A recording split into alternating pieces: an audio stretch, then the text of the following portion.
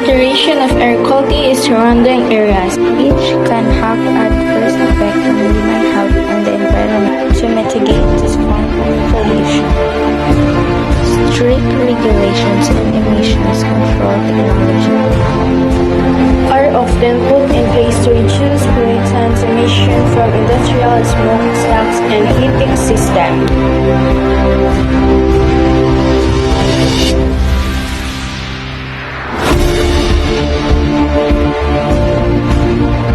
Air pollution can damage crops and trees in a variety of ways.